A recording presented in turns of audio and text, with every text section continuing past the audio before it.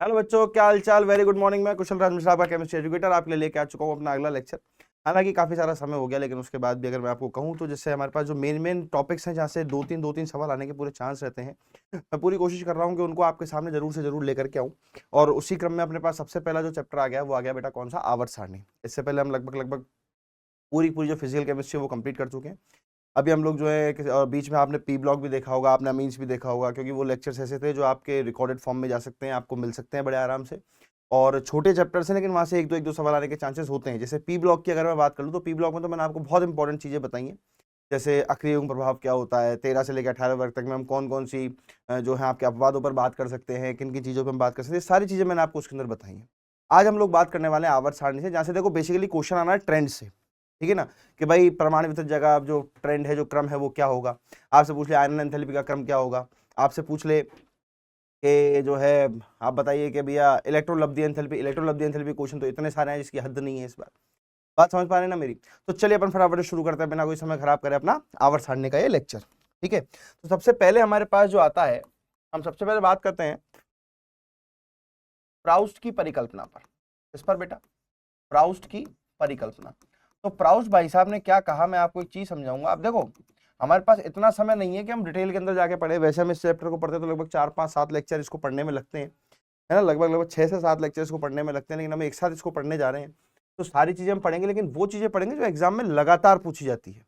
तो उसका एक इम्पैक्ट अलग होता है, उसका एक इफेक्ट अलग होता है, ये चीज आपको समझनी पड़ेगी। हम हमेशा ट्रेडिशनल मेथड से चल के कुछ अच्छा नहीं कर सकते, स्मार्ट वर्क करना पड़ेगा। You have to be smart, आपको स्मार्ट होना पड़ेगा। सही है।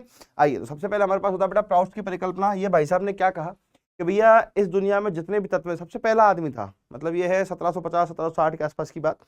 इन्होंने ये कहा कि भैया जितने भी जो आपके तत्व है ना, वो सबके सब एक तरीके से हाइड्रोजन और उसके समस्थानिकों से बने हुए हैं।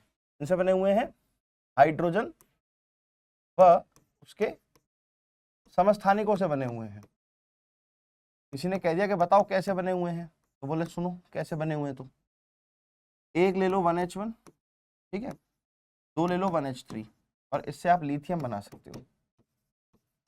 बोले हाँ यार, ये तो बात बिल्कुल सही है, एकदम बन रहा है, इससे तो लिथियम बन रहा है।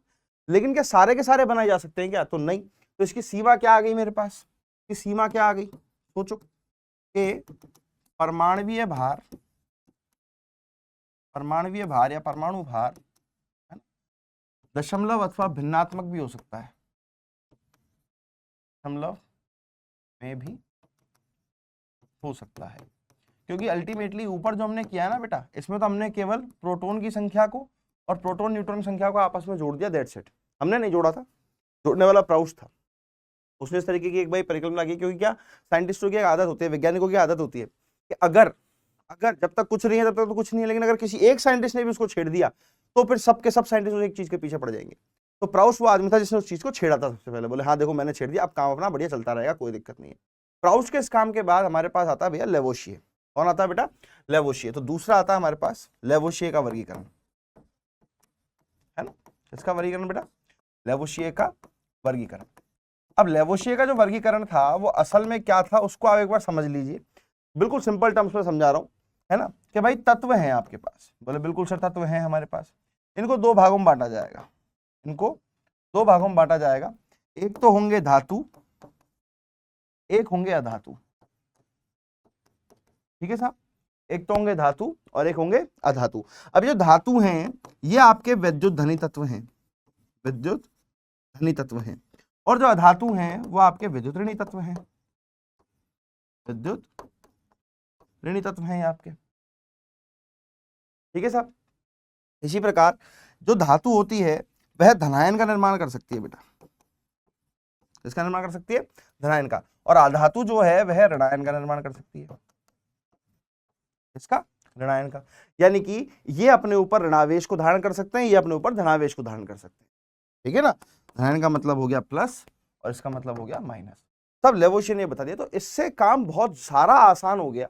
उस समय पर जो भी एलिमेंट्स नोन थे, मान लो 30 32 35 40 जो भी एलिमेंट्स नोन थे, वो सारे के सारे जो तत्व हैं उनको एक अपन ऐसा कहते हैं विस्तृत कैटेगरी के अंदर बांट दिया गया, ब्रॉड कैटेगरी के अंदर बांट दिया गया, और उसमें कहा गया भैया ये जो धनायन बना सकते हैं ये तो हो गए कौन से आपके धातु, और जो ऋणायन बना सकते हैं वो आपके कौन से हो गए अधातु। बोलो साहब ठीक है, बहुत अच्छी बात है।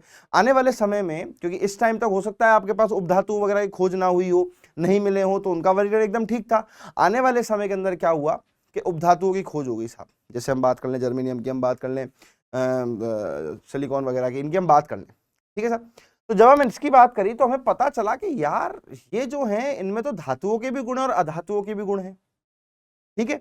अब जिसमें धातु के भी गुण है अधातु के भी गुण है उसे क्या बोलूं, तो वो तो लेवोशे भाई साहब ने बताया नहीं, उनकी सीमा क्या आ गई। अब सुनते जाओ, तो सीमाएं भी यहीं से पता चलती हैं।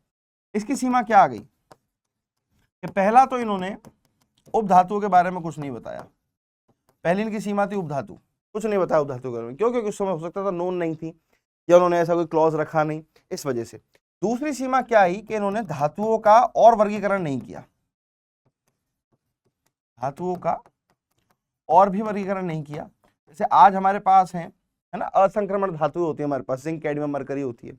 हमारे पास सिक्का धातुएं हुआ करती थी उस समय पे, जैसे कॉपर गोल्ड और सिल्वर जिसको अपन कहते हैं, इनको सिक्का धातुएं कहा जाता है ना, कॉइन मेटल्स कहा जाता है इनको, कॉइनेज मेटल्स कहा जाता है इनको, ठीक है।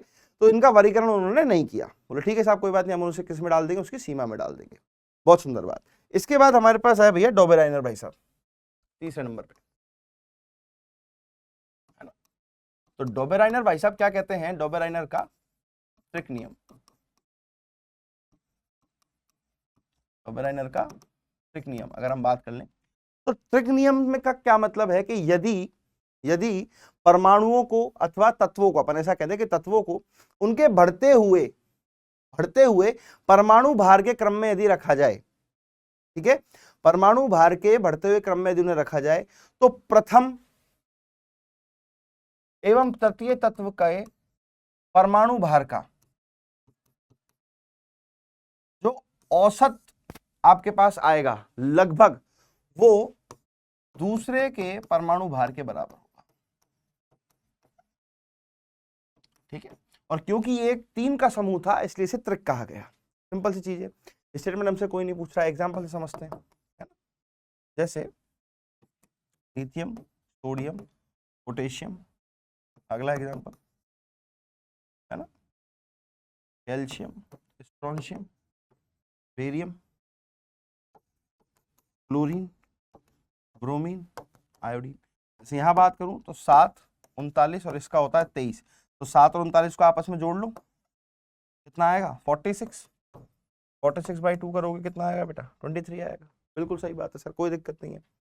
यहां अगर बात कर लूं मैं तो कैल्शियम का हो गया 40, बेरियम का हो गया लगभग लगभग तुम्हारा 100 इसके आसपास होता है, 119.5 के आसपास। तो अगर इन दोनों को मैं जोड़ूंगा तो कितना आएगा लगभग लगभग बताओ, 81.25 के आसपास। नहीं,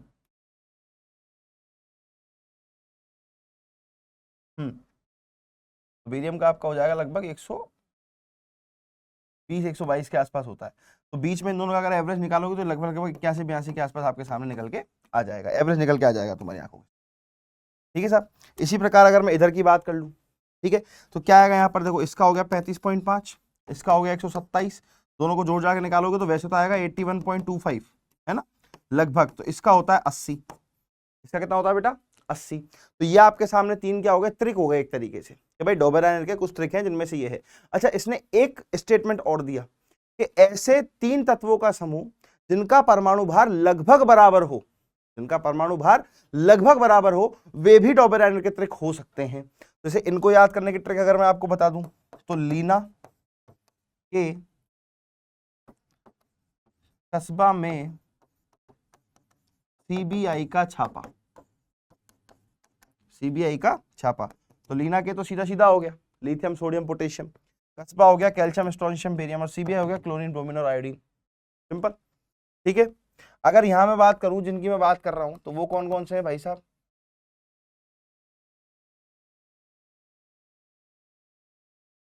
ठीक है।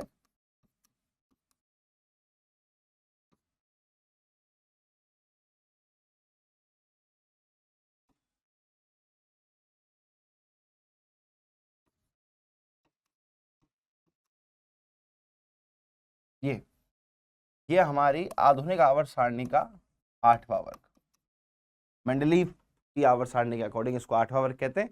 वैसे हमारा 8वां 9वां और 10वां ग्रुप है, ठीक है ना।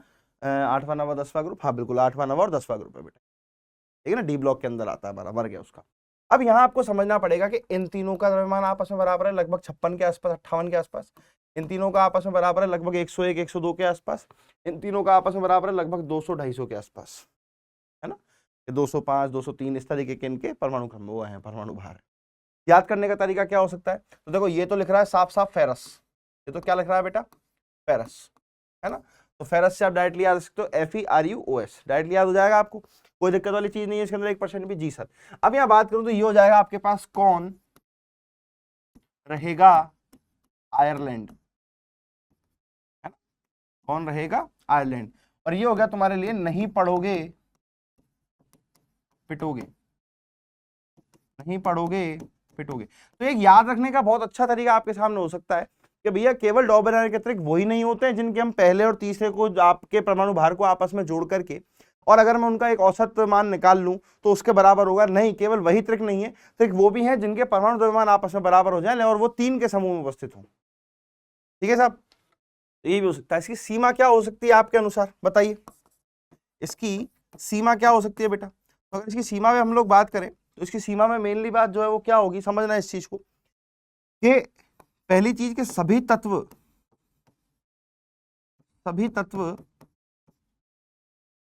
के त्रिक नहीं बनाए जा सकते, त्रिक नहीं बनाए जा सकते। और अगर सबके त्रिक नहीं बनाए जा सकते, सब तत्वों के त्रिक अगर नहीं बनाए जा सकते, इसका मतलब फेल हो गया मामला। भाई मेरे पास आज 118 तत्व हैं, लगभग 118 पूरे ही हैं मेरे पास। तो अगर 118 तत्वों के मैं त्रिक नहीं बना सकता तो जाहिर सी बात है ना, फिर भाई मेरे वो किसी काम के नहीं है। जैसे फॉर एग्जांपल देखो मैं आपको समझाता हूँ कि अगर मैं फ्लोरीन, क्लोरीन और ब्रोमीन ले लूँ, देखना जरा, इसका जो द्रव्यमान है वो है 19, इसका है 80, दोनों को जोड़ूंगा तो यह आएगा 45.5, 45.5 नहीं 49.5, जबकि क्लोरीन का द्रव्यमान होता है 35.5। ये तो दूर दूर तक कहीं भी पास में है ही नहीं है ना। जब ये पास में ही नहीं है, इसका मतलब अगर थोड़ा सा भी मैं कोई चेंज कर दूं तो हर एक को मैं त्रिक नहीं कह सकता हूँ, हर एक को मैं क्या नहीं कह सकता हूँ बेटा, त्रिक नहीं कह सकता हूँ, ठीक है। तो इस चीज का आपको ध्यान रखना है। आगे हमारे पास आता है अगला जो साइंटिस्ट है बेटा, न्यूलैंड का अष्टक नियम। ये सबसे पहला साइंटिस्ट था बेटा, सबसे पहला वैज्ञानिक था जिसने परमाणु भार के आधार पर अपना वर्गीकरण दिया था, ठीक है। तो न्यूलैंड का अष्टक नियम, न्यूलैंड का अष्टक नियम, ठीक है साहब। तो न्यूलैंड का ये जो अष्टक नियम है, ये सबसे पहले वैज्ञानिक थे। सबसे पहली बात तो सुनते जाओ, है ना, फैक्ट्स है इसके अंदर, सुनते जाओ। नहीं हो तो वीडियो को बैक करके आराम से सुनते जाओ, बार बार सुनो, चीजों को अपने आप याद हो जाएंगी। भाई न्यूलैंड वो सबसे पहला साइंटिस्ट है जिसने परमाणु भार के आधार पर अपना नियम दिया, तत्वों का वर्गीकरण दिया। अब अगर तत्वों का वर्गीकरण दिया जा रहा है तो जाहिर सी बात है कि परमाणु भार पता होनी चाहिए। तो उस टाइम लगभग, उस समय लगभग ऐसा मान लो कि 56 के आसपास आपके जो तत्व थे वो मालूम थे कि हाँ भाई 56 तत्व हमारे पास एग्जिस्ट करते हैं इस टाइम, ठीक है साहब, बहुत अच्छी बात है। तो इन्होंने क्या किया, इन्होंने उनको कुछ इस प्रकार अरेंज किया, समझना जरा मेरी बात को, कि lithium, beryllium, boron, carbon, nitrogen, oxygen, fluorine, noble gas जो है, अक्रिय गैस जो है, उनकी उस समय जो है उनको डिस्कवर नहीं किया गया था, उनकी खोज नहीं हुई थी। सोडियम,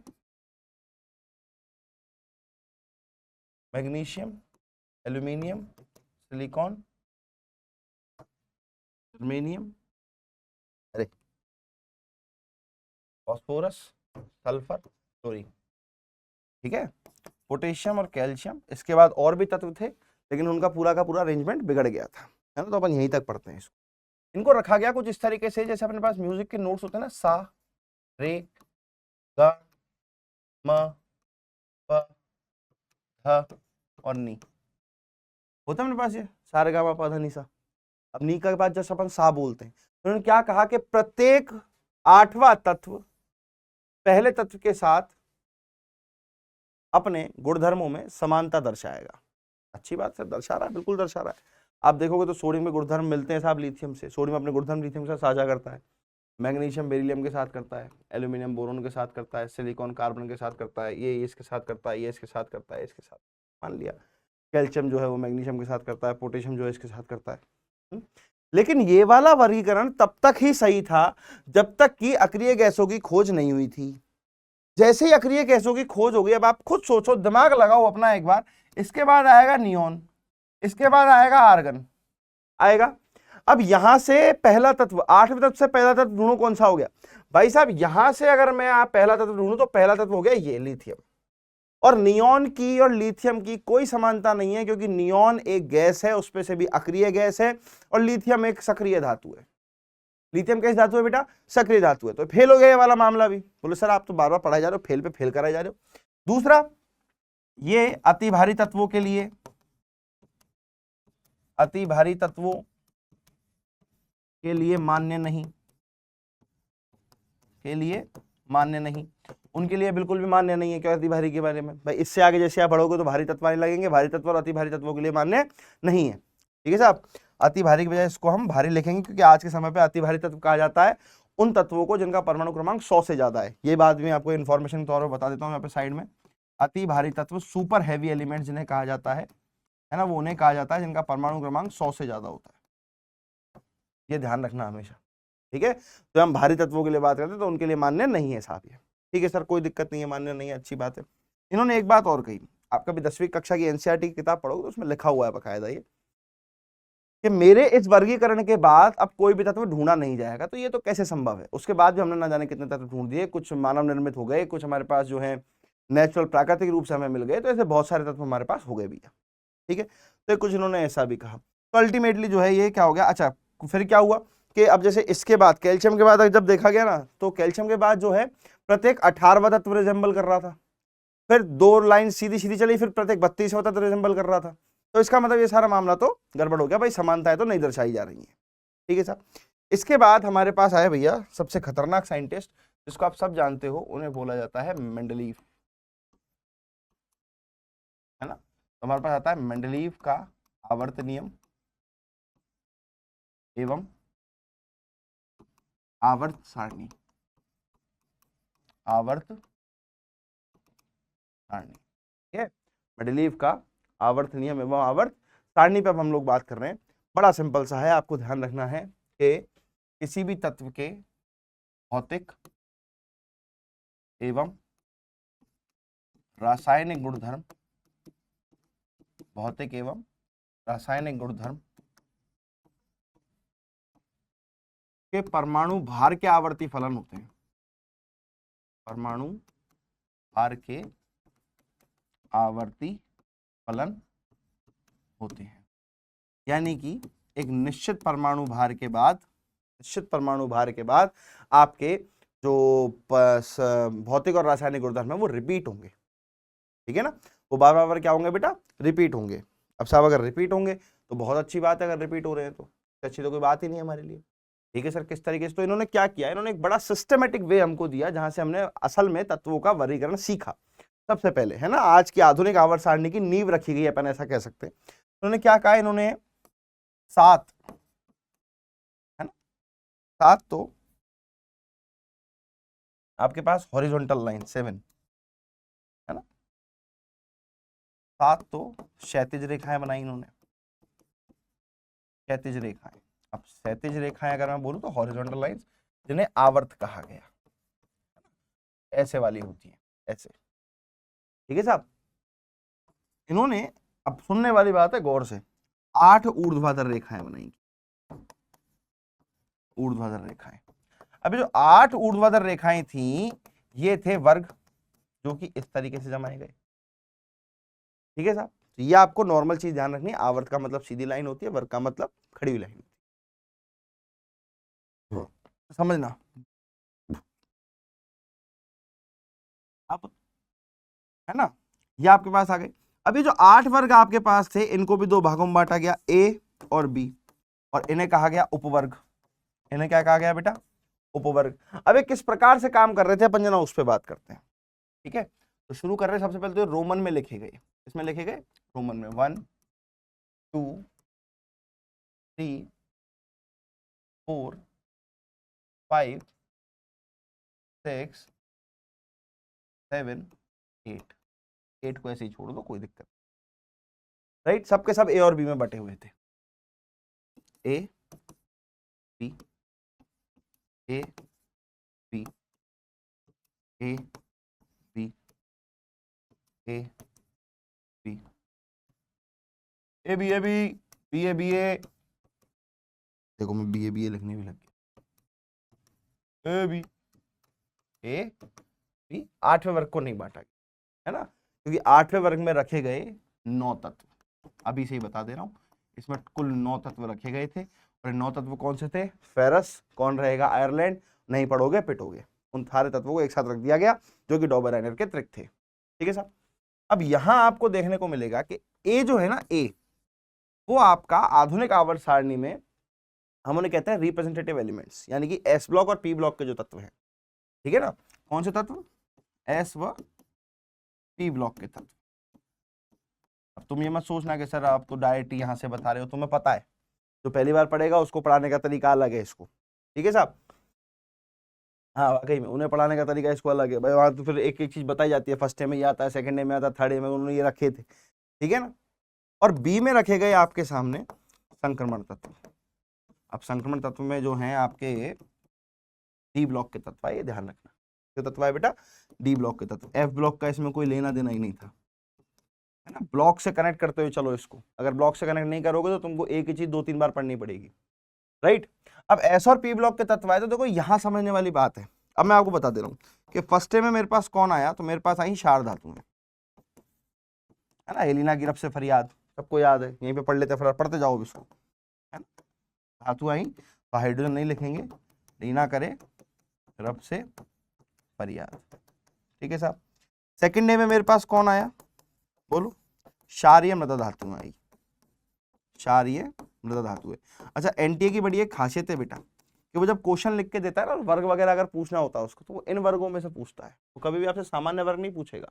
बहुत शाना है वो, ठीक है ना, क्योंकि उसको पता है सामान्य वर्ग पूछेगा तो बच्चा बता देगा, बच्चा शाना है, बच्चा होशियार है ना। लेकिन अगर ये वाले पूछे तो उसे याद नहीं है ना। एनसीईआरटी में मिस्टेक भी कर रखी है इसके अंदर, ए और बी के अंदर, वो भी आप चाहो तो देख सकते हो आराम से। फर्स्ट डे हो गया, सेकंड डे हो गया, मुझे पता है ये आज के जमाने का एस ब्लॉक है, आज के जमाने का क्या है? S block. और यहाँ पर मेरे पास हो गया बेटा मांगे कन्या सुंदर बाप राजी कर दो, कोई बात नहीं, है ना। बाप क्या कर दो बेटा? राजी कर दो, सही है। तो ये आज के जमाने का एस ब्लॉक है। इसके बाद अगर मैं बात करता हूं तो मेरे पास आ जाता है third A, fourth A, fifth A, sixth A और सेवेंथ ए मेरे पास आ जाता है। थर्ड ए मेरे पास होता है बेटा बैंगन, आलू, गाजर, इन, थेला। ठीक है, बोरोन परिवार इसे कहा जाता है। और ये पूरा का पूरा जो मेरा मामला है, ये पी ब्लॉक का मामला है, ध्यान रखना। इधर वाला जितना भी है ये पूरा एस ब्लॉक और पी ब्लॉक मिलकर के यहाँ पर बनते हैं। ठीक है ना, यही इसलिए बता दे रहा हूं क्योंकि बार बार फिर इतनी लंबी चौड़ी टेबल नहीं बनाएंगे, बस सब फटाफट याद करेंगे, चीजों को समझ के खत्म करेंगे इसको। ठीक है साहब।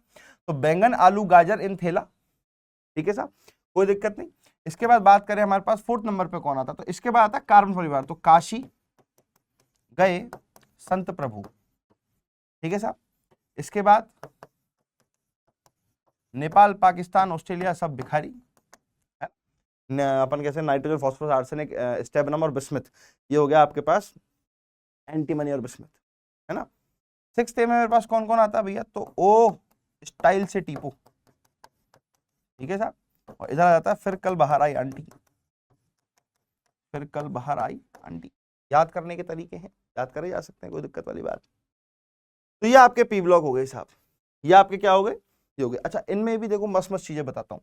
जैसे इसको तो सीधा सीधा केवल बोरोन परिवार कहा जाता है, ये तो बोरोन और कार्बन परिवार है, बोरोन परिवार इसे कहा जाता है ना, इसे कार्बन परिवार कहा जाता है। आप समझते जाओ। इन्हें कहा जाता है निकोजन्स। क्या कहते हैं इनको? निकोजन्स कहते हैं इनको, निकोजन, क्योंकि ये तंबाकू के जो उत्पाद होते हैं ना बेटा, उसमें काम आते हैं ये, इसलिए इनको निकोजन्स कहते हैं। तंबाकू हो गए आपके, जो ये होते हैं अपन जो यूरिया वगैरह खाद वगैरह डालते हैं उसके लिए, तो हम लिख सकते हैं तंबाकू व खाद के लिए जो आते हैं वो ये काम आते हैं। अब मेनली आर्सेनिक नहीं आता है, ध्यान रखना।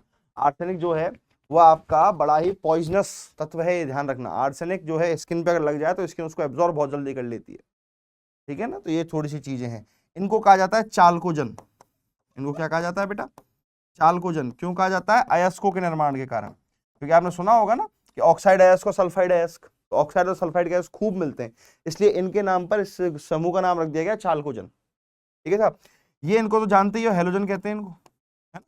हेलोजन कहने के पीछे कारण है क्योंकि इनकी लवण निर्माण की टेंडेंसी होती है, लवण बना सकते हैं ये। ठीक है साहब, अब अगर आज के वर्ग की मैं बात कर लूं कि आज के वर्ग में कौन से हैं, तो आज के वर्ग में ये होता है पहला, ये होता है दूसरा, थोड़े अलग पेन से लिख देते तो याद रहेगा, है ना, थोड़े अलग पेन से लिख देते तो याद रहेगा। ये है पहला, ये है दूसरा। मजे की बात सुनो, 13, 14, 15, 16 और 17, ये आपके सामने आज के समूह है। अगर एस ब्लॉक के इलेक्ट्रॉनिक विन्यास की यहीं पे बात कर लूं तो एस ब्लॉक का इलेक्ट्रॉनिक विन्यास तुम्हारे लिए है NS 1 से 2। ठीक है साहब, पी ब्लॉक का इलेक्ट्रॉनिक विन्यास अगर बात कर लूं तो NS2 NP 126, खत्म बात, यहीं पे याद कर लो। बोलूं इसके लिए तो NS2 NP1, NS2 NP2, NS2 NP3, NS2 NP4, NS2 NP5, सही, कोई दिक्कत नहीं। अब बात करते हैं बी वालों की, बात करते हैं किनकी? बी वालों की बात करते हैं। तो सबसे पहले फर्स्ट बी, सेकंड बी। तुम्हें हैरानी होगी ये चीज देख के, देखना तुम अभी, फर्स्ट बी के अंदर पता है कौन आता है? फर्स्ट बी के अंदर आते हैं हमारे पास सिक्का धातुएं। कौन सी आती हैं? सिक्का धातुएं आती हैं। और सिक्का धातुएं जो है वो पास कौन सी होती है, उस पर भी जरा ध्यान देना, गौर करना। कॉपर, सिल्वर और गोल्ड, है ना, CuAgAu, ऐसे नीचे आओगे तो यहाँ आती है असंक्रमण धातुएं। असंक्रमण धातु, असंक्रमण धातु कौन सी है? जिंक, कैडमियम और मरकरी, है ना। इनकी वर्ग संख्या देखोगे तो 11 और 12 है, तो 11 और 12 को हम बोलते हैं फर्स्ट बी सेकंड बी। ठीक है, अब शुरू करो थर्ड बी से। तो थर्ड बी में मेरे पास आएंगे स्कैंडियम, इट्रियम, लैंथेनम और एक्टिनम। ठीक है सर, ये मेरे पास थर्ड बी के अंदर आएंगे जनरली। फोर्थ बी में अगर मैं बात कर लूं, है ना, तो टाइटेनियम, जिरकोनियम और हाफनियम मेरे पास आ जाएगा। फिफ्थ बी में अगर मैं बात कर लूं, है ना, वेनेडियम, नायोबियम,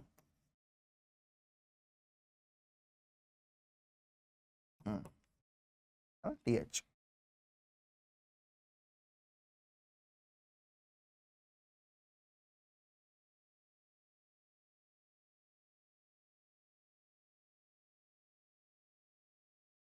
हाँ, टेंटेनम, टी। ठीक है साहब, सिक्स बी की अगर मैं बात कर लूं,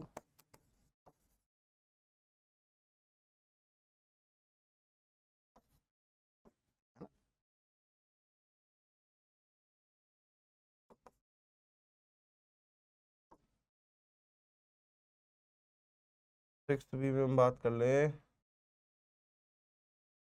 वुल्फ्रम। ठीक है, सेवेंथ बी में अगर मैं बात कर लूं तो मेरे पास आ जाएगा मैग्नीशियम, मैग्नीशियम और रीनियम, ये मेरे पास आ गए साहब। ठीक है, ये सब डी ब्लॉक की धातु है, सबको मालूम है।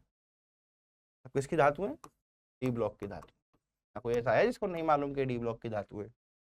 सबको मालूम है डी ब्लॉक की धातु है। अब सबसे इंपॉर्टेंट ग्रुप है आठवां ग्रुप। आठवें समूह के अंदर आपके पास ये सब आते हैं। फेरस, है ना, कौन रहेगा आयरलैंड, नहीं पढ़ोगे पिटोगे, ये आपके सामने आ गया। ठीक है, तो ये पूरा आठवां समूह है, ये सारे सारे आपके सामने आ गए। अब अगर मैं बात करूं इसके किसकी, इलेक्ट्रॉनिक विन्यास की, का जो इलेक्ट्रॉनिक विन्यास है डी ब्लॉक का, है ना, वो क्या लिखा जाता है बेटा? N-1, D 1 से 10, NS 1 से 2, हमेशा ध्यान रखना, बदलता रहता है ना, तो उन्हें लिखा जा सकता है। आप देखोगे तो आपके पास पूरे पूरे 10 समूह पूरे हो चुके हैं। देखो जरा, आज के जमाने की अगर बात करूं तो कौन सा समूह है? 11, 12, यहाँ से शुरू हो जाओ तो 3, 4, 5, 6, 7, है ना। अब इसमें आओ, ये आठवां समूह है, नवा समूह है, एक मिनट, ये आठवां है, नवा है और है, और इस 10वें के बाद फिर 11वां और फिर ये 12वां। ठीक है साहब, ये सारे आपके सामने तत्व हैं जो आपको ध्यान रखने हैं। सारी सारी धातु है, ऐसा कुछ भी नहीं है। मरकरी एकलौती द्रव धातु है, ये चीज़ तो आई होप कि आप समझ पा रहे हैं और आपको चीज़ें पल्ले पड़ भी रही हैं इसके अंदर। तो सही है कि नहीं है बोलो? बिल्कुल सही बात है सर, ऐसा होना भी चाहिए। अब देखो मेंडलीव की ही आवर्त सारणी के साथ हमने क्या याद कर लिया हाल फिलहाल के लिए? आधुनिक आवर्त सारणी में हमने लगभग याद कर ली है पूरी। ठीक है साहब। तो अगर मैं बात कर लूँ थोड़ी सी, इसके बाद मेरे पास आया साहब शून्य समूह एक, जो कि रामजे ने ढूंढा था। शून्य समूह मेरे पास जो है, शून्य समूह के जो खोजकर्ता हैं भैया वो है रामजे, है ना, रामजे ने ढूंढा था। शून्य समूह स्पेसिफिकली अक्रिय गैसों के लिए ढूंढा गया था, है ना। अक्रिय गैस नहीं बोलकर मैं उसे नोबल गैस बोलूंगा। मैं आपको बताऊंगा कि नोबल गैस में और अक्रिय गैस में फर्क क्या है ना। नोबल गैस में और अक्रिय गैस में फर्क क्या है? नोबल गैस वो होती है जिसका बाह्यतम कोश पूर्ण पूरित है, जिसमें NP6 विन्यास आ गया, वो हमारे पास नोबल गैस है। अक्रिय गैस वो होती है जो अभिक्रिया ही ना करे, जो क्या ना करे, अभिक्रिया ना करे। जैसे हीलियम और आर्गन आज भी मेरे लिए अक्रिय गैस और नोबल गैस दोनों हैं, लेकिन आर्गन के बाद अगर मैं चलूंगा तो क्रिप्टॉन, ज़ेनॉन, रेडॉन ये सब की सब आज अभिक्रियाएं करती हैं, तो वो नोबल गैस तो हैं लेकिन वे अक्रिय गैस नहीं है। बोलो क्या दिमाग में बात फिट हुई? क्या बोला मैंने? नोबल गैस वो सभी गैसें होंगी जिनका बाह्यतम कोश पूर्ण पूरित है, जिनका पूर्ण पूरित विन्यास है, लेकिन अक्रिय गैस केवल वो होंगी जो अभिक्रिया नहीं करती हैं। जो अभिक्रिया कर रही हैं फिर भी नोबल गैस है तो हम उन्हें फिर नोबल गैस ही कहेंगे, उन्हें अक्रिय गैस नहीं कहेंगे बेटा। ठीक है, बोलो बात समझ में आती है? गुड। नोबल गैस में अगर बात करूं तो मेरे पास कौन कौन आया? मेरे पास आया हीलियम, नियॉन, ज़ेनॉन, अरे ऑर्गन, क्रिप्टॉन, ज़ेनॉन, रेडॉन और ओग्निसॉन। ठीक है, ये आज वाला 118 तक है। तो आप इसको कह सकते हो, हे नेताओं और कर्मचारियों जीते रहो, है ना। हे नेताओं और कर्मचारियों जीते रहो। सही है, कोई दिक्कत यहां तक नहीं है? अच्छा, आज के जमाने में ये वाले भाई साहब को कहते हैं 18वां समूह, जो कि पी ब्लॉक में होता है, पी ब्लॉक में होता है, और NH2NP6 इसका विन्यास होता है। यही कारण है कि इन्हें क्या कहा जाता है? Noble gas. आपसे पूछ ले इनमें से कौन सी ऐसी गैसें हैं जो कि अक्रिय गैस हैं, तो ये 3 गैसें हैं जो अक्रिय हैं। यहाँ पर ऐसी कितनी गैसें यहाँ पर? ये 3 गैसें हैं जो अक्रिय गैस भी कहलाती हैं। बाकी की अभिक्रिया कर सकती हैं, करती हैं, बाकी की जो है अभिक्रिया कर सकती हैं और अभिक्रियाएं करती भी हैं बेटा। ठीक है साहब, यहाँ तक कोई दिक्कत तो नहीं? पक्का। मेंडलीव ने एक अच्छा काम और किया था, इन्होंने कुछ कुछ जगह छोड़ दी थी, इन्होंने कुछ कुछ परमाणु का भारों का जो है करेक्शन कर दिया था, उनमें सुधार कर दिया था परमाणु भार में। कैसे किया था जरा देखेंगे उस बात को, है ना, गौर करेंगे जरा। सबसे पहला तो इन्होंने परमाणु भार में सुधार किया।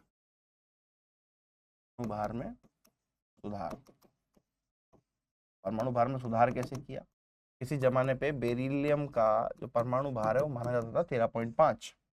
ठीक है साहब, अब हमने मोल कॉन्सेप्ट में पढ़ा है, मैंने ही आपको पढ़ाया है कि अगर मुझे कभी भी परमाणु भार निकालना हो तो परमाणु भार निकालने के लिए हम लोग संयोजकता इंटू तुल्यांकी भार कर देते हैं, है ना।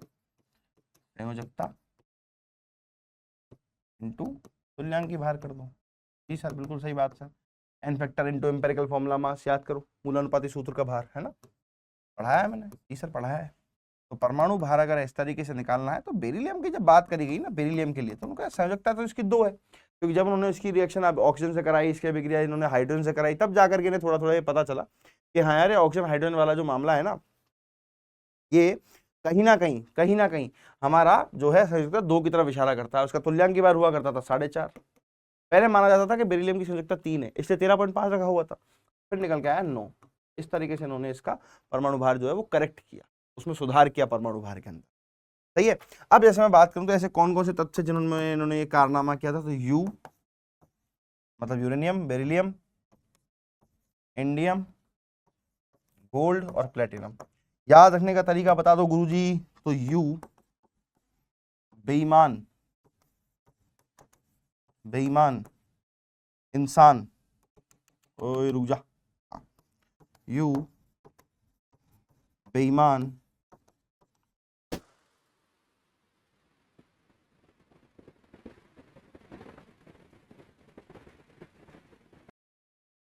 हाँ बच्चों, तो हम जो है यहाँ पर बात कर रहे थे कि अगर इसको याद करने का कोई तरीका होगा तो वो याद करने का तरीका क्या होगा? तो वो होगा बेटा यू बेईमान इंसान और पिटो।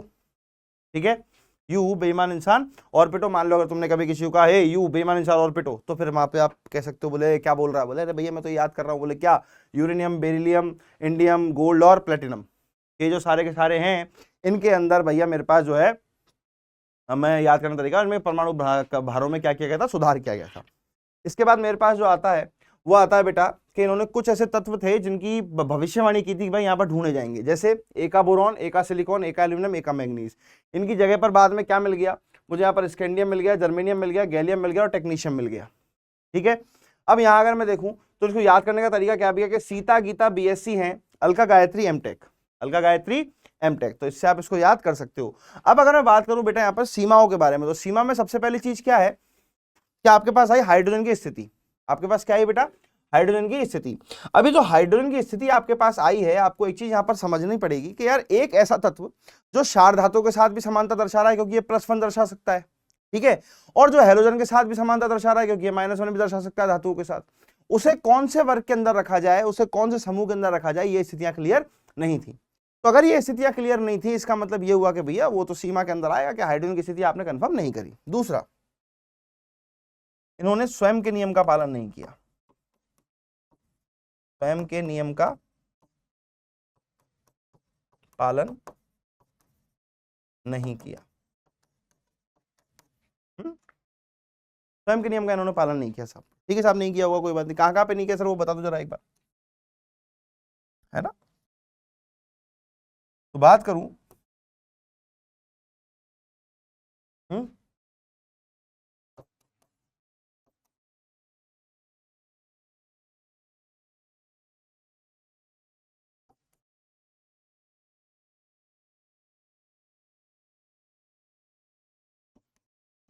इन 4 जगहों पर इन्होंने अपना ही नियम जो है वो वायलेट कर दिया, उसको खराब कर दिया। परमाणु भार के बढ़ते हुए क्रम का जो है उन्होंने पालन नहीं करा, ऐसा कहा जाता है। जैसे ये 40 होता है, 39 होता है, ये होता है 126, 127.2, ये होता है 126.9, जिसको 127 कहते हैं। थोरियम का हमारा होता है लगभग जो है 201.25 के आसपास, और ये होता है हमारा 200 पॉइंट कुछ के आसपास, है ना। कोबाल्ट का हमारा होता है 58.9 और निकल होता है 58.7। तो ये 4 जगह पे 4 एग्जाम्पल ऐसे हैं जहां पर उन्होंने इस खुद के नियम का ही पालन नहीं किया। नंबर 1, नंबर 2, नंबर 3 और नंबर 4, 4 जगह पर उन्होंने उसका पालन नहीं किया। अब आप एक चीज समझिएगा, तो भाई इसको याद करने का तरीका देखो, आमिर खान 3 इडियट्स में था, ठीक है, या आप कह सकते हो आमिर करीना 3 इडियट्स में थे, पा में कोई नहीं, है ना। आमिर करीना 3 इडियट्स में थे, पा में कोई नहीं। भाई पा मूवी किसकी थी? अभिषेक बच्चन और अमिताभ बच्चन की, उसमें तो आमिर खान और करीना थे ही नहीं, सही है ना।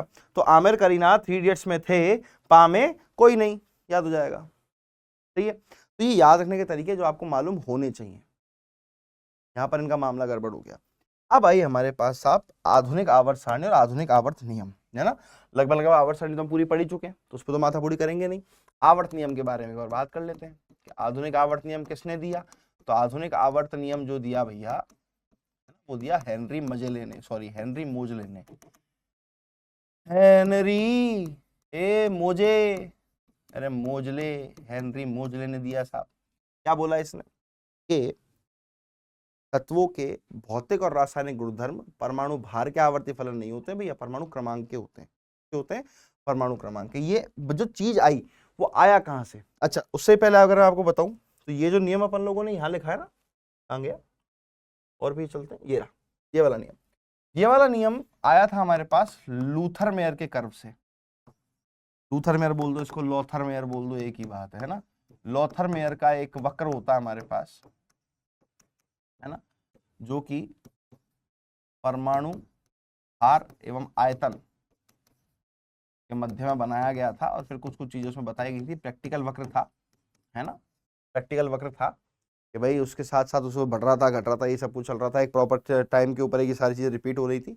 तो इस लॉथर मेयर के वक्र को ही आधार मान करके मेंडलीव ने अपना नियम दिया था। ये बात मैं उस समय बताना आपको भूल गया था, है ना। तो ये वक्र कुछ इस तरीके का था, आपने देखा भी होगा कई बार, ये ऐसे चलता है ना। इसमें ऊपर तो आपके lithium, sodium, potassium, rubidium, caesium आ जाते हैं। चढ़ते हुए के ऊपर अपने पास जो है अपन कहें कि हैलोजन आ जाते हैं, उतरते हुए पे हमारे पास क्षारीय धातु आ जाती हैं, बॉटम लाइन पे हमारे पास क्या आ जाते हैं, जो संक्रमण तत्व हैं वो आ जाते हैं। पढ़ा होगा ना ऐसे एक जो है कर्व, तो ये लॉथर मेयर का वक्र होता है जो कि मेंडलीव के परमाणु नियम का आधार बना था। ठीक है साहब। इसके बाद अगर मैं बात करूं आधुनिक आवर्त नियम के ऊपर, तो आधुनिक आवर्त नियम में हमारे हेनरी मोजले साहब, कौन से साहब, हेनरी मोजले साहब। तो हेनरी मोजले साहब क्या कहते हैं भैया कि इन्होंने एक एक्सरे का एक्सपेरिमेंट किया और उस एक्सपेरिमेंट में कुछ 33 धातुएं ली इन्होंने, तो 33 धातुएं जो है उनका एक ग्राफ बनाया है ना, और ग्राफ बना के देखा कि एक्सरे की जो फ्रिक्वेंसी है वो उनके प्रोटोनों की संख्या के समानुपाती है। अब प्रोटोन की संख्या को क्या कहा जाता है बेटा, परमाणु क्रमांक कहा जाता है। मतलब एक आवर्ती फलन के रूप में वो आ रहे थे, और आवर्ती फलन के रूप में अगर आ रहे थे तो जाहिर सी बात है मेरे पास एक कैसा ग्राफ आएगा बेटा, स्ट्रेट लाइन का ग्राफ आएगा है। तो स्ट्रेट लाइन के ग्राफ के चक्कर में मेरे पास जो सीधी सीधी चीज है वो क्या आया कि किसी भी तत्व के भौतिक एवं रासायनिक गुणधर्म, भौतिक एवं रासायनिक गुणधर्म है ना, भौतिक एवं रासायनिक गुणधर्म आपके पास जो है वे परमाणु क्रमांक के आवर्ती फलन है, परमाणु क्रमांक के आवर्ती फलन है। तो अब आपका कितनी जो दिक्कत थी वो खत्म हो गई, हाइड्रोजन की स्थिति फिक्स हो गई, क्योंकि हाइड्रोजन का परमाणु क्रमांक 1 होता है तो वो वहीं पे आएगा जहां पे उसको आना चाहिए। ठीक है साहब। इसके बाद जो जगह छोड़ी गई थी उस जगह पर आज सारे तत्व आ चुके हैं, तो वो चीज भी एकदम सेटल हो गई। तीसरी चीज हमारे पास जो परमाणु भारों में दिक्कत आ रही थी वो भी सेटल हो गई, क्योंकि ऑर्गन और पोटेशियम में पहले परमाणु क्रमांक ऑर्गन का है, उसके बाद पोटेशियम का है, बाकी सबके अंदर भी इस तरीके का ही काम है भैया। ठीक है, वो सारी चीजें सॉर्ट हो गई। अब इसके अंदर कोई बहुत बड़ी दिक्कत नहीं रही। अच्छा, अब इसके बाद दी गई long form of periodic table, है ना, लॉन्ग फॉर्म ऑफ, इसको इंग्लिश में लिखूंगा मैं, long form of periodic table, यानी कि आवर्त सारणी का दीर्घ रूप, है ना, आवर्त सारणी का दीर्घ रूप।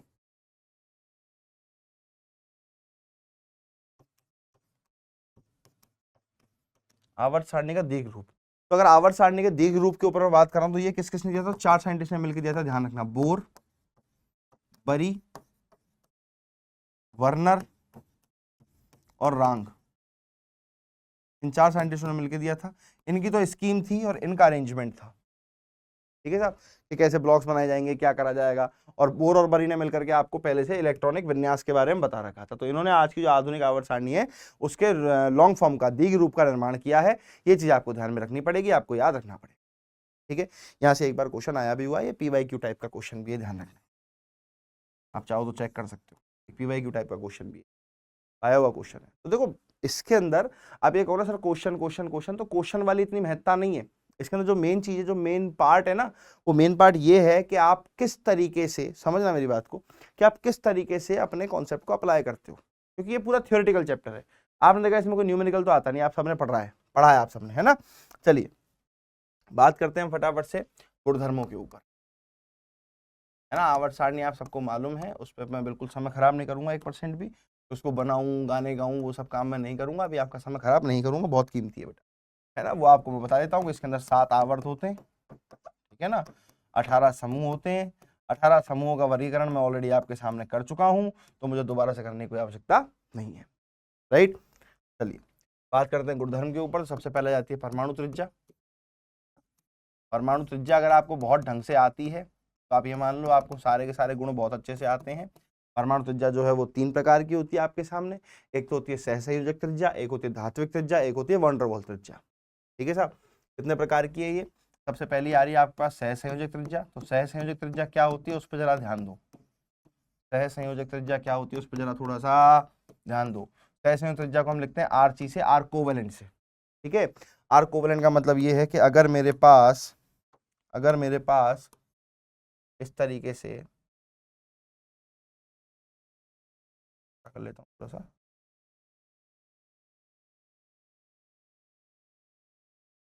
और छोटा,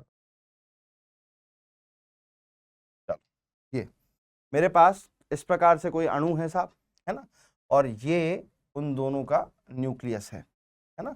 तो इन दोनों के दोनों नाभिकों के मध्य की दूरी का आधा जो होता है ना, वो मतलब अगर मैं इसको कहूं कि ये DAA है ना, ये A है और ये भी A है, DAA है, तो इन दोनों की दूरी का आधा, है ना, दोनों नाभिकों के मध्य की दूरी का आधा जो होता है वह मेरी परमाणु सहसंयोजक त्रिज्या होती है। तो मैं RC बराबर लिखूंगा DAA/2। ठीक है साहब, डायरेक्टली मैं इसको लिख सकता हूँ। और ये जो अणु है ये समपरमाणविक अणु है, विषम परमाणविक अणु नहीं है, होमो एटॉमिक मॉलिक्यूल है आपके पास। ठीक है, दूसरे नंबर की मेरे पास जो त्रिज्या आती है भैया वह आती है सीधी सीधी धात्विक त्रिज्या। तो धात्विक त्रिज्या में तो मजे हैं जिंदगी के। क्यों मजे हैं समझना, इसको लिखते हैं RM। ठीक है साहब, मेटेलिक रेडिया है, तो धात्विक त्रिज्या में मजे क्यों हैं समझना जरा।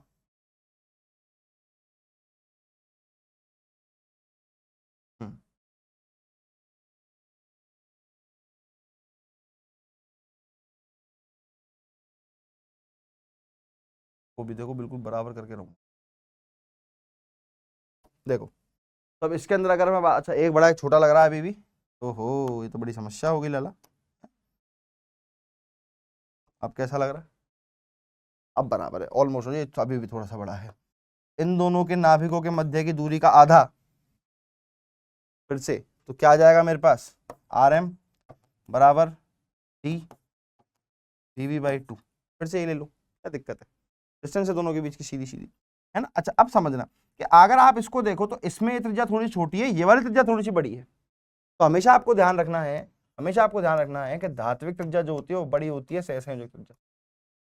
धात्विक त्रिज्या क्या होती है बेटा, बड़ी होती है सहसंयोजक त्रिज्या से, आपको नजर आ भी रही है ना। जैसे आप देखोगे तो पोटेशियम के लिए अगर मैं बात कर लूं तो पोटेशियम की जो आपके सहसंयोजक त्रिज्या होती है वो तो होती है 1.45 1.5 एंगस्ट्रॉम के बराबर। और अगर मैं बात करूं उसकी धात्विक त्रिज्या की तो वो लगभग 2 के आसपास पहुंच जाती है, 2 एंगस्ट्रॉम के आसपास, 1.89 1.9 के आसपास पहुंच जाती है। तो इस तरीके से आप पता कर सकते हो। तीसरी होती है बेटा वॉन डर वाल त्रिज्या। कौन सी, वॉन डर वाल त्रिज्या, है ना। तो वॉन डर वाल त्रिज्या की अगर मैं बात करूं, वॉन डर वाल त्रिज्या मेरे पास लिखी जाएगी RV से। ये असल में इसको मैं मेरे हाथ से ही बना दूंगा, समय खराब नहीं करूंगा। इसके और इसके बीच की दूरी का आधा, तो जाहिर सी बात है कि ये वाली तो त्रिज्या सबसे बड़ी होगी और ये अणुओं के बीच में होती है। किसमें होती है, अणुओं के मध्य होती है, ये समझने वाली बात है, अणुओं के मध्य होती है आपके पास। अगर ये अणुओं के मध्य होती है, समझना सुनना दिमाग चलाना बुद्धि चलाना, अगर ये अणुओं के मध्य होती है इसका मतलब ये सबसे बड़ी त्रिज्या है। क्यों, क्योंकि अणुओं के मध्य में स्पेस है। सही है, तो पहली अच्छा ये मिलती किसमें, तो ये सामान्यतः नोबल गैस में मिलती है भैया, है ना। नोबल गैस के जो अणु होते हैं ना, परमाणु जो होते हैं नोबल गैस के, उनमें मिलती है, क्योंकि वो कोई अणु तो बनाते हैं नहीं मेनली, है ना, तो वहां पर आपको ये मिल जाते हैं। सही, अब सुनना और समझना। अब अगर मैं बात करूं कि आवर्त में त्रिज्या का क्या फर्क पड़ेगा, तो बाएं से दाएं चलने पर, बाएं से दाएं चलने पर त्रिज्या घटती है, त्रिज्या घटती है। वर्ग में बात करूं, ऊपर से नीचे आने पर,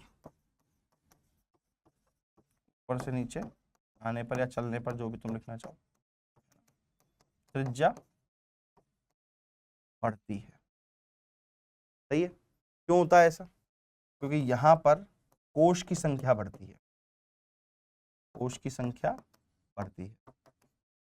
यहां पर Z इफेक्टिव बढ़ता है, प्रभावी नाभिकीय आवेश बढ़ता है। ठीक है, तो प्रभावी नाभिकीय आवेश क्या होता है तुम्हारे लिए, उस बात पर जरा ध्यान देंगे, गौर करेंगे। मैं आपको बड़े सिंपल से शब्दों में एक लाइन में समझा दूंगा। एक तो आपका प्रभावी नाभिकीय आवेश क्या होता है और एक परिरक्षण प्रभाव क्या होता है। लेट्स सपोज मेरे पास ये एक परमाणु है ना, ये उसमें शेल है, ये इलेक्ट्रॉन यहाँ पर है और कुछ कुछ इलेक्ट्रॉन यहाँ पर भी है। जाहिर सी बात है वहां तक पहुंचा तो अंदर तो इलेक्ट्रॉन होंगे ही होंगे। एक तो इलेक्ट्रॉन यहाँ है, इलेक्ट्रॉन यहाँ पर है, कुछ ठीक है, कुछ इस तरीके से इलेक्ट्रॉन है। तो प्रभावी नाभिकीय आवेश क्या होता है उस चीज पर जरा आप गौर करो। प्रभावी नाभिकीय आवेश है इस इलेक्ट्रॉन और इस नाभिक के मध्य लगने वाला आकर्षण बल। इस इलेक्ट्रॉन और इस नाभिक के मध्य लगने वाला जो आकर्षण बल है, इन सारे इलेक्ट्रॉनों को प्रतिकर्षण को हटा करके, ध्यान रखना क्या बोला मैंने, कि आकर्षण बल है इन सबके परीक्षण को हटा करके, वो मेरा प्रभावी नाभिकीय आवेश है। भाई अगर मेरा ये न्यूक्लियस इस बाहर के इलेक्ट्रॉन को अपनी तरफ यूं खींचेगा तो आकार छोटा करेगा, लेकिन अंदर वाले इलेक्ट्रॉन क्या करेंगे, बोलो दूर जाए यहां से, करेगा ना। तो एक पॉइंट पे देखना पड़ेगा भाई उसके ऊपर कितना प्रतिकर्षण लग रहा है, कितना परिरक्षण लग रहा है कि इलेक्ट्रॉन को अंदर आने से वो रोक दे। अगर उसने इलेक्ट्रॉन को अंदर आने से रोक दिया, इसका मतलब भैया उसमें परिरक्षण ज्यादा हो गया, ये सिग्मा ज्यादा हो गया, इसको बोलते हैं परिरक्षण गुणांक या परिरक्षण नियतांक, है ना। स्लेटर स्लेटर का नियम है ये, इसका नियम है स्लेटर का नियम, है ना, स्लेटर रूल बोलते हैं इसको। तो पहली चीज तो ये तो कि नाभिक का बाह्यतम कोश पर लगने वाला आकर्षण बल प्रभावी नाभिकीय आवेश कहलाता है, नाभिकीय आवेश कहलाता है। और उसके बाद अगर मैं उसमें से परिरक्षण नियतांक को हटा दूं, नियम लिख दिया क्या मैंने, अगर मैं उसमें से परिरक्षण नियतांक को हटा दूं तो मेरे पास प्रभावी नाभिकीय आवेश आ जाता है कि भैया जो नाभिक है वह कितना आवेश उसके ऊपर लगा रहा है। ठीक है साहब, बहुत अच्छी बात है, बहुत सुंदर बात है। अब सर दूसरी बात, अब एक चीज सोचो, अगर ये वाला आकर्षण ज्यादा है तो ये इलेक्ट्रॉन अंदर आने लगेगा कि नहीं आने लगेगा? अरे हाँ या ना बोल फटाफट से। यस सर, आने लगेगा। अगर इलेक्ट्रॉन अंदर आने लगेगा मतलब आकार छोटा होने लगेगा,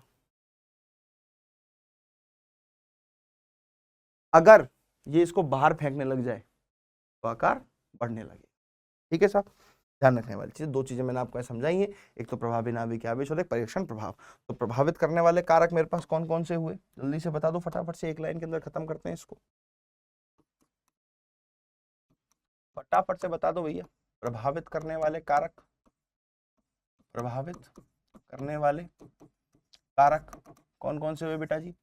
देखो, सबसे पहला जेड इफेक्टिव, यानी कि आर जो है वह व्युत्क्रमानुपाती है जेड इफेक्टिव के। दूसरा परिरक्षण प्रभाव, आर समानुपाती है परिरक्षण प्रभाव के। ठीक है सर। तीसरा आर समानुपाती है कोश के, है ना, कोश की संख्या के, जिसको अपन एन भी कह सकते हैं। और आपने पढ़ भी रखा है पहले उसमें परमाणु त्रिज्या के अंदर आपने पढ़ा भी हुआ है कि भैया R directly proportional to N square upon Z, पढ़ा हुआ है ना हमने, 0.529 into N square upon Z अपन लिखते हैं उसके अंदर। तो ये चीज तो होती है। तो देखो एन क्या है असल में, कोश की संख्या ही तो है, बोलो है कि नहीं? अरे हाँ या ना? यस सर, बिल्कुल है सर, कोई दिक्कत वाली बात नहीं है सर, बिल्कुल सही, गुड गुड। तो ये सबसे पहली चीज है। अब बात करता हूँ भैया आयरन एंथैल्पी के बारे में फटाफट से समझना। अच्छा रुको, उससे पहले कुछ चीजें और बताता हूँ मैं। एक तो मैं आपको बता रहा हूँ डी ब्लॉक का संकुचन, डी ब्लॉक संकुचन जो केवल और केवल 13वें वर्ग पर लगता है भैया। जिसने मेरा पी ब्लॉक का लेक्चर देखा है उसे पता है इसके बारे में, है ना, जिसने मेरा पी ब्लॉक का लेक्चर देखा है उसे पता है इसके बारे में। फिर से सुन लो एक बार कि यह केवल वर्ग 13 पर लगता है, और वर्ग 13 के भी केवल स्पेसिफिक जगह पर लगता है। अपन लिखते हैं बोरॉन, एल्यूमिनियम, गैलियम, इंडियम और थैलियम। ठीक है ना। तो यहाँ से मैं 2-3 सारी चीज एक साथ बता दे रहा हूँ कि इसका जो क्रम होना चाहिए था वो ये होना चाहिए था, क्योंकि हम वर्ग में ऊपर से नीचे आ रहे हैं, ये नहीं होता है ना। ये कुछ इस तरीके से होता है, गैलियम, एल्यूमिनियम, इंडियम और ये होता है सब। तो ये जो हो रहा है ये किसके कारण हो रहा है भैया? यहाँ पर लग रहा है डी ब्लॉक का संकुचन, और कोई बहुत ज्यादा नहीं लग रहा है, ये ध्यान रखो, बहुत माइनर सा लगता है ना, डी ब्लॉक संकुचन लग रहा है। पहली चीज यहाँ पर लेंथोनॉइड संकुचन लग रहा है, इसके बाद लगेगा तो वो एक्टिनॉइड संकुचन।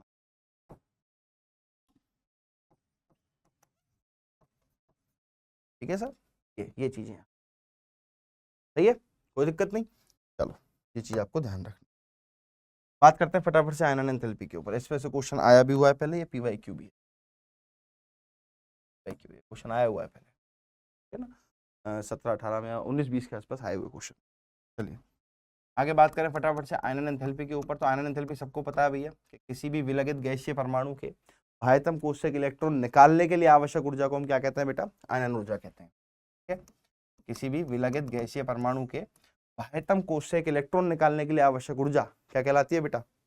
आयनन ऊर्जा कहलाती है। एटॉमिक स्ट्रक्चर के हिसाब से अगर बात करें तो किसी भी इलेक्ट्रॉन को मूल अवस्था से यानी ग्राउंड स्टेट से अनंत तक पहुंचाने के लिए आवश्यक ऊर्जा को हम आयनन एंथैल्पी, आयनन ऊर्जा कहते हैं बेटा।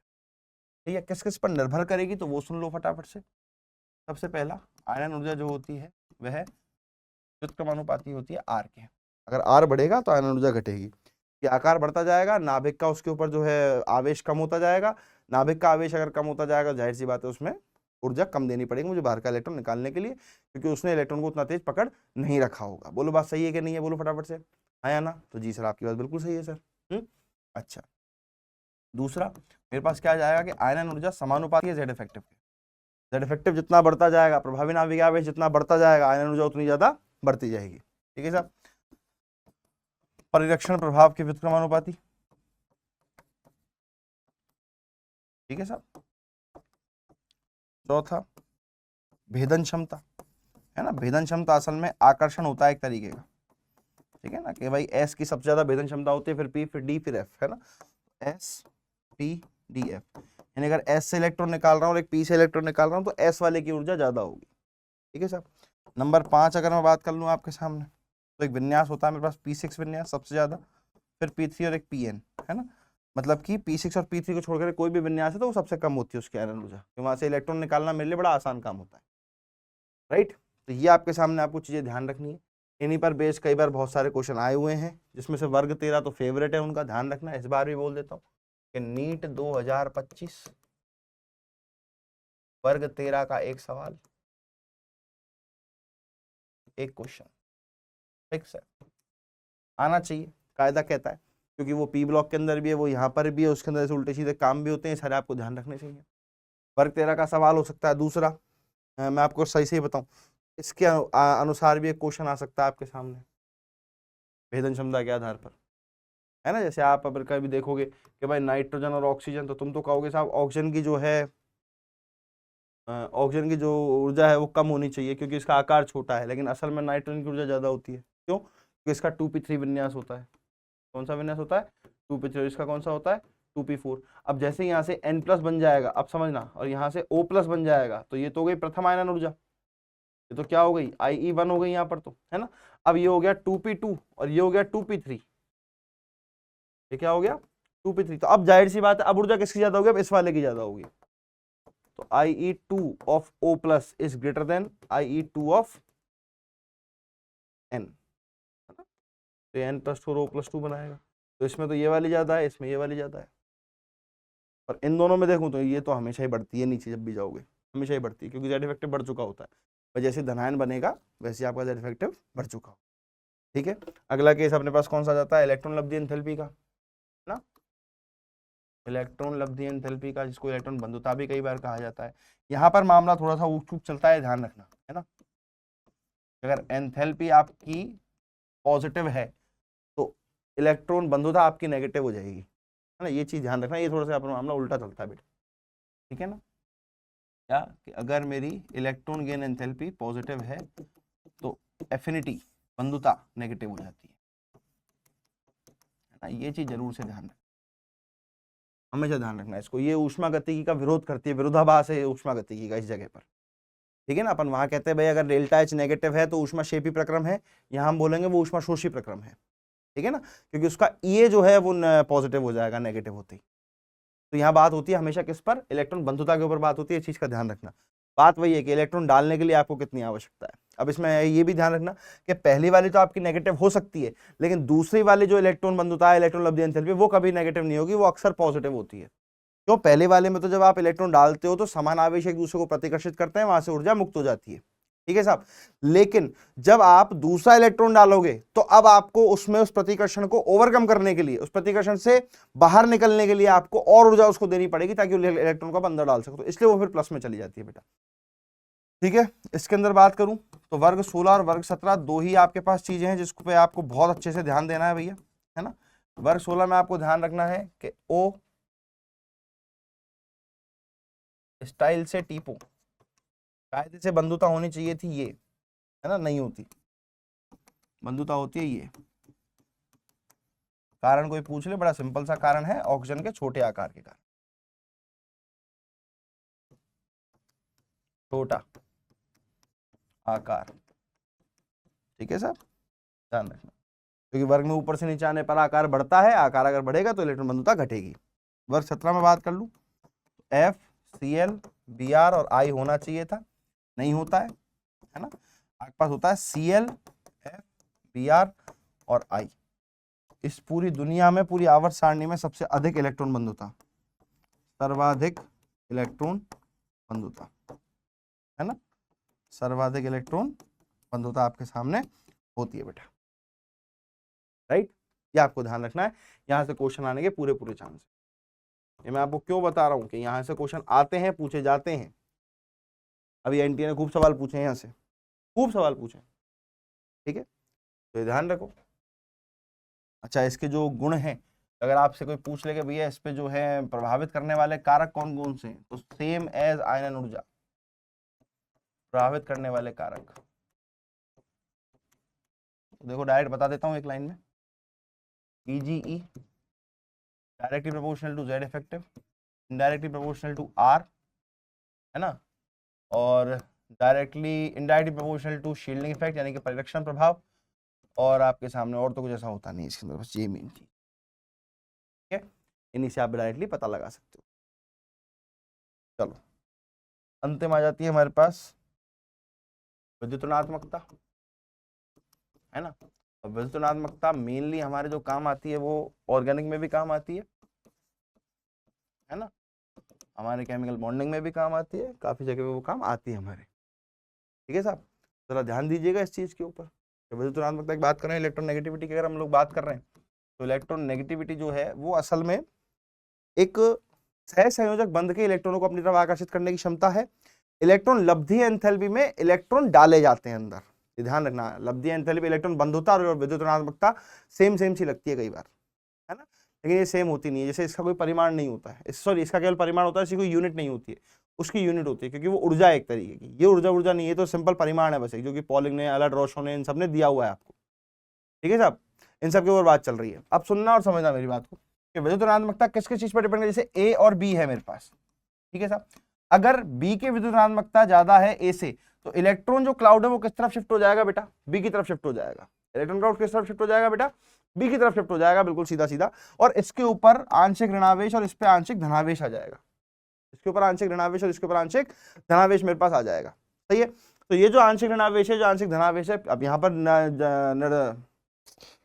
क्या बोलते हैं उसको, प्रोडक्शन हो गया किसका बेटा, सीधा सीधा अगर तो पैदा हो गए अपने पास कौन से आवेश, आंशिक आवेश पैदा हो गए, तो इसको बोलते हैं ध्रुवण, ध्रुवणता बोलते हैं इसे, है ना, मेरे पास ध्रुवणता आ गई है यहाँ पर। तो जब ध्रुवणता आ गई है तो जाहिर सी बात है भैया, फिर तो समझ पा रहे हो ना बात को, तो ये है। तो इसको प्रभावित करने वाले कारक कौन कौन से, वही सेम त्रिज्या के व्युत्क्रमानुपाती, Z इफेक्टिव के समानुपाती, परीक्षण प्रभाव के व्युत्क्रमानुपाती, ये तो वो मेन चीजें जो पुराने काम चले आ रहे हैं।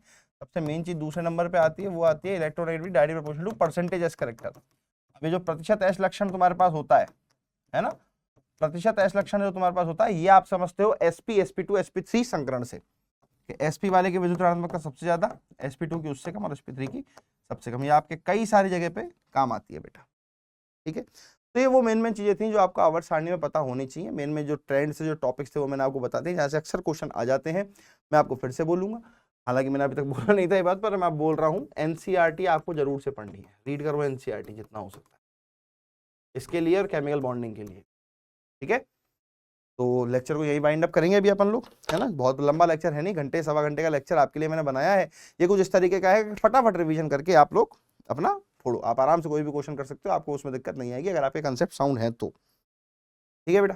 चलिए हम लोग फिर से मिलते हैं अगली क्लास के अंदर। अस्ता ला विस्ता, बाय।